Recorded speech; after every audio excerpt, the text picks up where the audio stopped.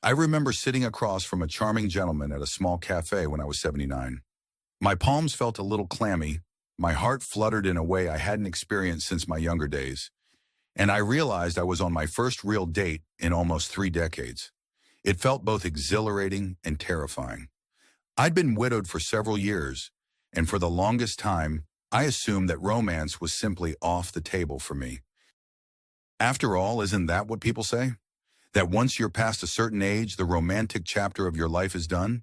Yet there I was, nervous, excited, hopeful, and most of all, determined to explore this new territory. It struck me that dating after 75 isn't just an echo of what it used to be. It's a completely different experience, filled with its own set of truths and opportunities. It's not that the desire for companionship goes away with age. If anything, it becomes more precious. But so many seniors struggle with questions like, am I too old to date? What will my children or grandchildren think? Is there even anyone out there who'd understand my life experiences? These worries often lead to inaction or feelings of isolation.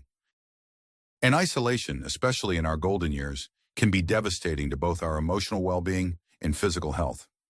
Imagine turning away from a chance at companionship out of fear or misconceptions, potentially missing out on late-life love, deeper friendships, or even just a meaningful connection with someone who genuinely understands what it's like to navigate later life.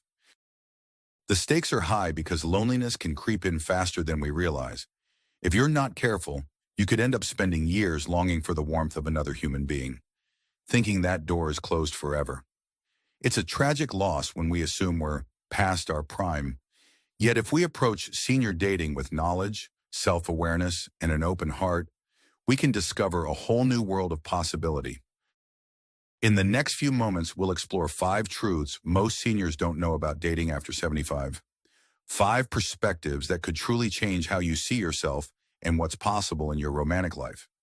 Stay with me until the end, because the final truth is one that hardly anyone talks about. Yet it might just be the key to finding lasting joy in your later years.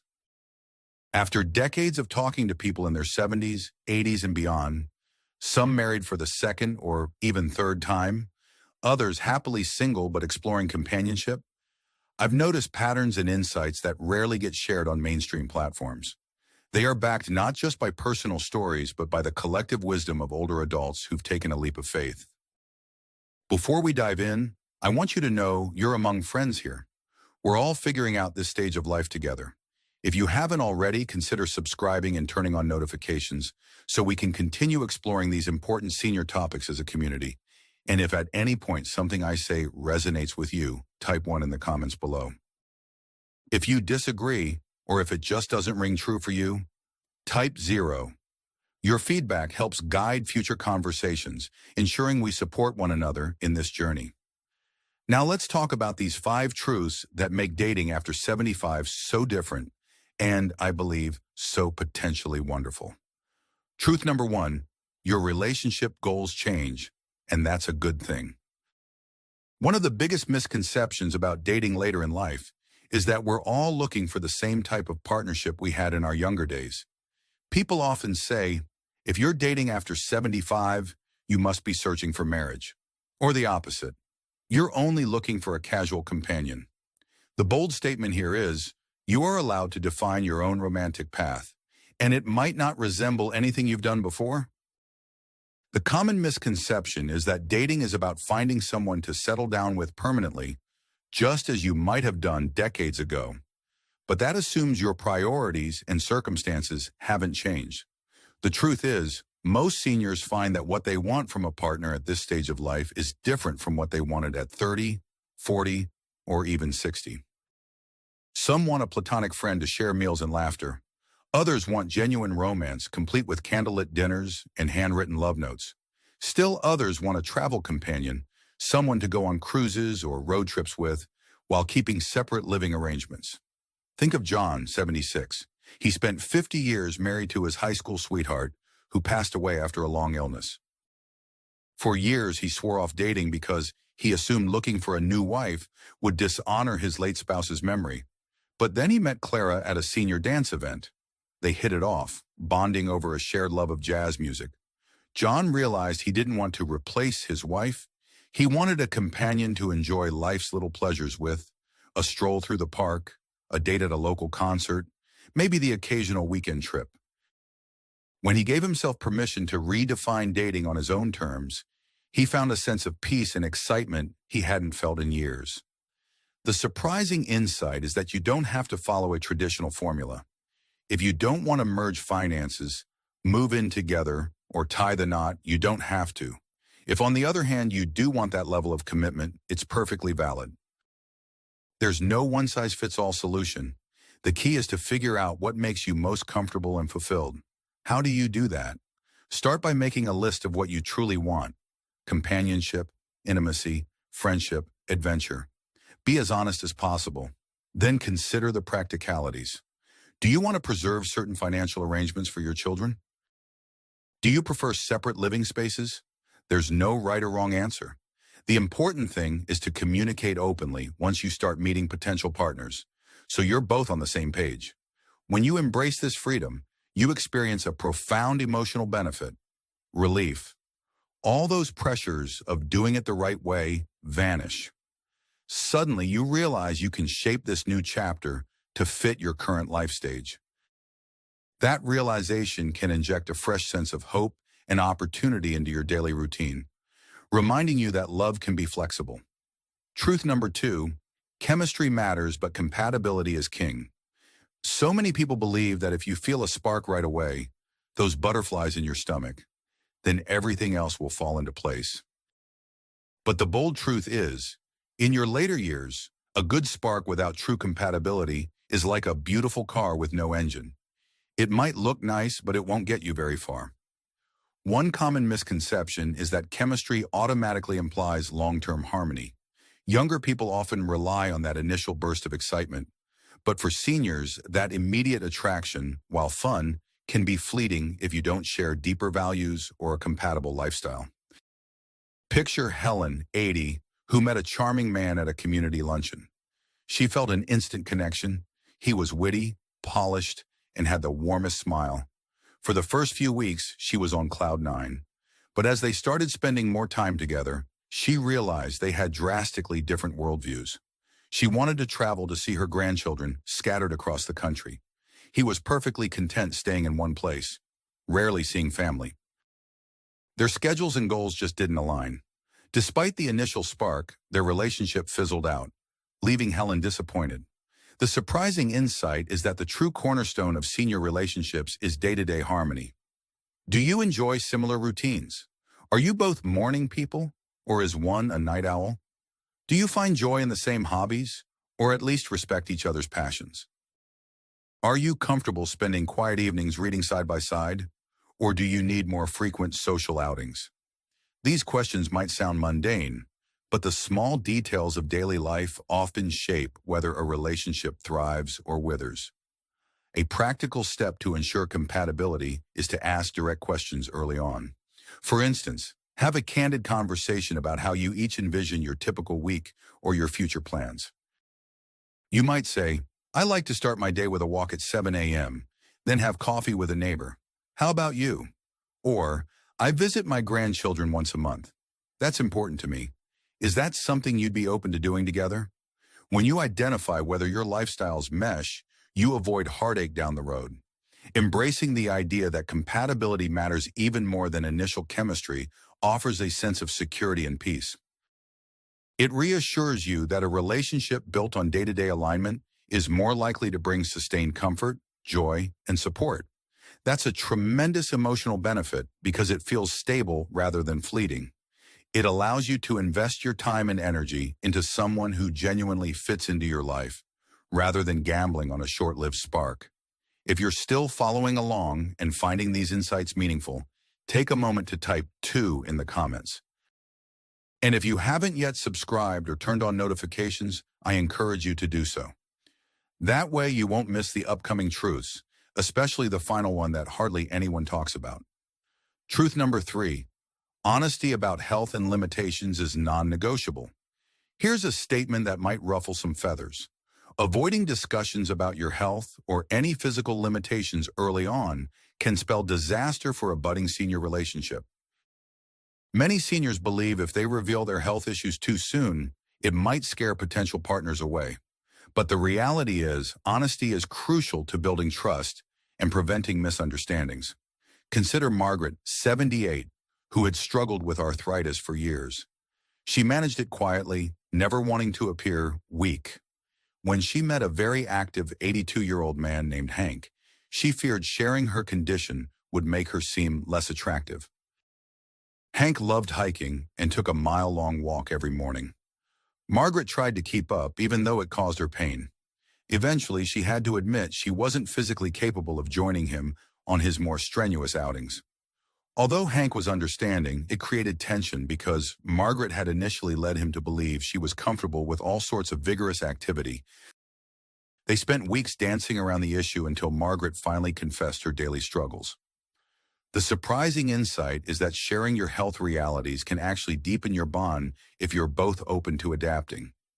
Maybe you won't go hiking every week, but you can find gentler nature trails or plan shorter walks. If you need to take medication or manage a chronic condition, a compassionate partner often wants to know how to support you. By hiding these details, you risk creating a shaky foundation for your relationship, one built on incomplete information. To be practical, consider making the topic of health part of your early conversations. You could bring it up in a relaxed way. I love being active, but I have to pace myself because of my arthritis. How about you? Any activities you find particularly comfortable or uncomfortable these days? This sets a tone of mutual understanding and respect. Another tip is to talk not just about limitations, but also about solutions or coping strategies you've found. For instance, I can't walk for hours without a break, but I've discovered that swimming is a fantastic alternative. I'd love to share that with you if you're interested. When you're open about your health status, you create space for a relationship built on empathy, patience, and cooperation. This candor fosters emotional intimacy, the kind that can make dating after 75 deeply rewarding. You also protect yourself from unrealistic expectations, ensuring your partner sees and appreciates the real you. Truth number 4, family opinions can't drive your decisions. A lot of seniors confess that one of their biggest fears about dating is how their adult children or grandchildren will react. There's this deep worry, what if my family disapproves? The bold stance here is, while family input matters, it should not control your personal path toward happiness. If you allow your adult children's fears, judgments, or skepticism to dictate whether you seek companionship, you risk sacrificing your own emotional well-being. The misconception is that you owe it to your children to remain single or to avoid certain relationships that might disrupt the family dynamic. But the truth is, you're an adult with your own dreams and desires. Sure, you want to maintain harmony in the family, but that shouldn't come at the expense of your chance for companionship. Look at Henry, 82, who recently started seeing Ruth, 77. Henry's children were worried he might be taken advantage of financially or emotionally, especially since he'd been scammed by a so-called friend a few years prior.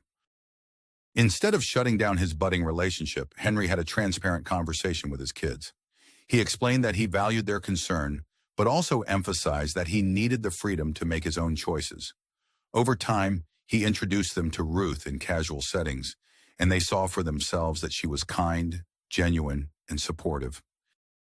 Though it took a bit of convincing, Henry managed to maintain a loving relationship with both Ruth and his children by setting boundaries and encouraging open dialogue. A practical step is to talk openly with your family about what you're looking for. Reassure them that you're taking steps to protect yourself financially and emotionally. If necessary, meet with a financial advisor or an attorney to ensure everything is in order, so your children can see you're taking this seriously. Invite them to spend time with your new partner in a relaxed setting, like a family barbecue or a casual brunch, so they can get to know each other without pressure. When you assert your right to seek happiness, you gain a sense of empowerment. It's liberating to realize that while your children's opinions matter, they don't have to shape your entire world. This empowerment often translates into a lighter, more joyful approach to dating because you're free to pursue what feels right without the weight of undue guilt.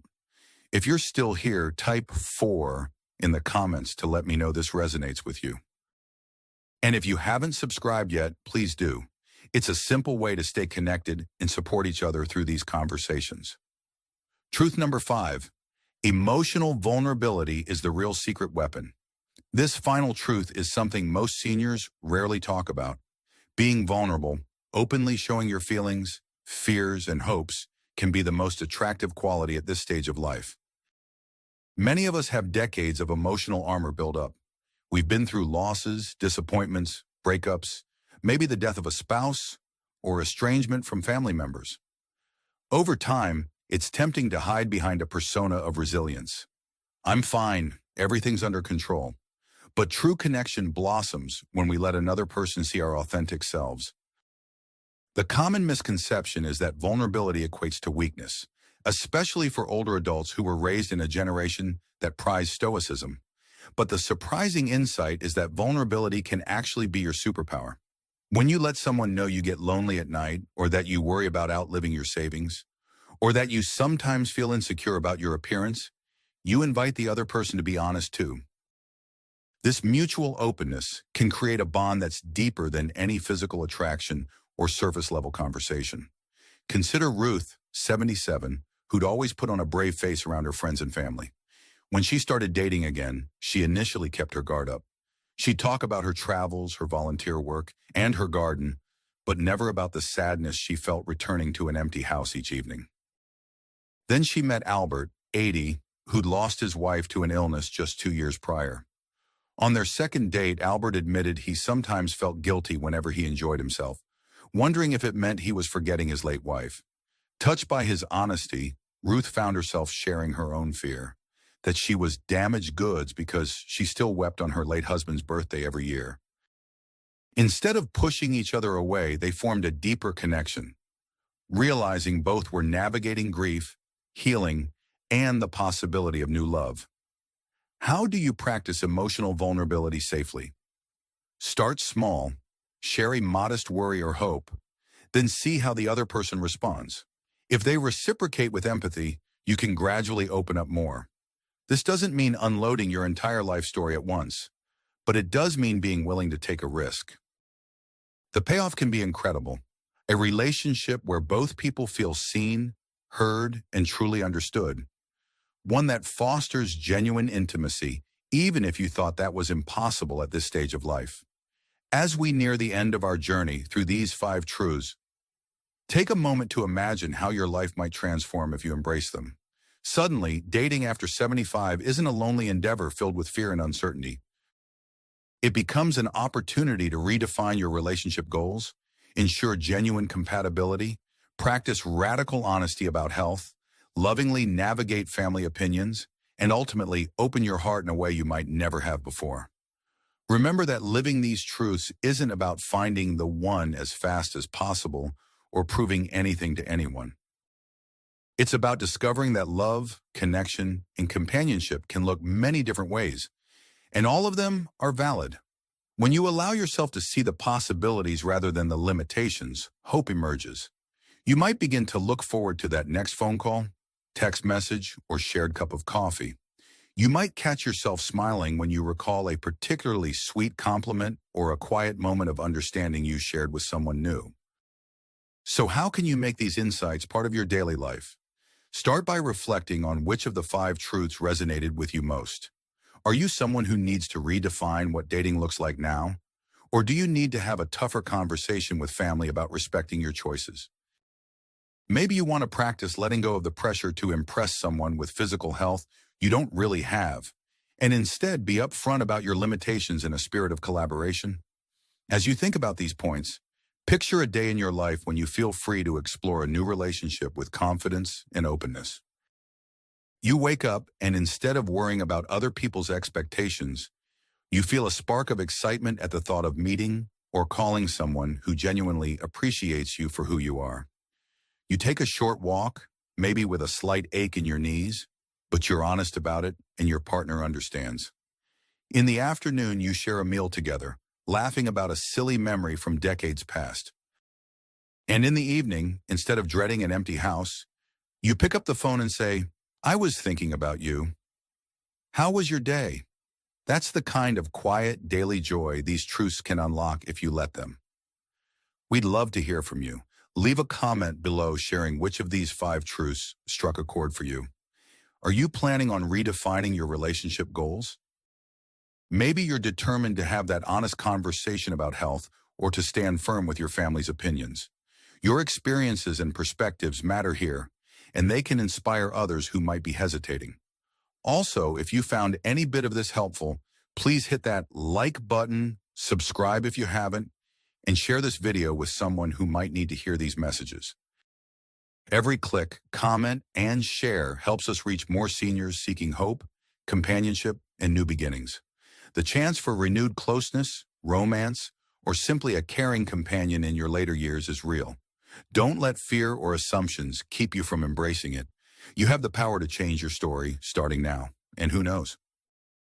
You might look back one day and marvel at how a single decision to open up to the possibilities of senior dating led you to a friendship or love you never saw coming. Thank you for spending this time with me. May these truths guide you toward a future full of warmth, connection, and the uplifting reminder that it's never too late to find joy in the company of another heart. I look forward to hearing your stories, and I can't wait to continue our journey together in the next video.